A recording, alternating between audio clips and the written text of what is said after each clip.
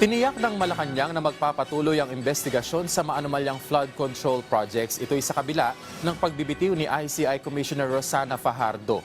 Giit naman ng Presidential Communications Office, may mananagot at posibleng makulong sa pagpasok ng bagong taon. Narito ang report.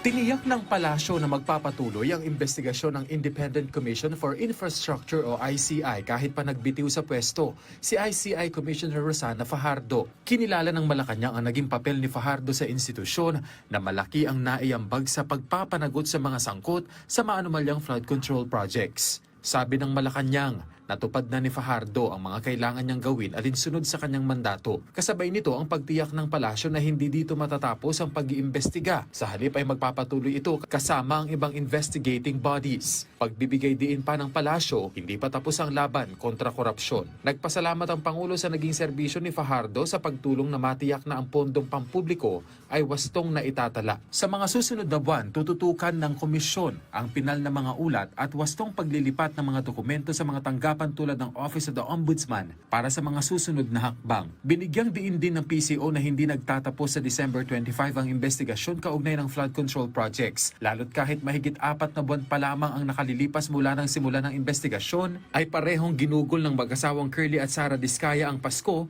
habang nasa kustodiya ng mga otoridad.